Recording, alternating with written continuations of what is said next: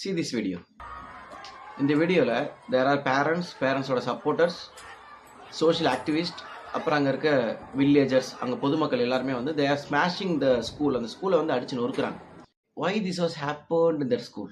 அந்த ஸ்கூலை ஏன் அடித்து நொறுக்குறாங்க அப்படின்னு பார்த்தா, அந்த ஸ்கூலில் படித்த 4 year சைல்டு 2 குழந்தைங்களை செக்ஷுவலி அப்யூஸ் பண்ணுறாங்க. அங்கே ஒர்க் பண்ணுறவங்க ஒருத்தவங்களா இல்லை 2 பேரான்றது வரைக்கும் கன்ஃபார்மாக தெரியல.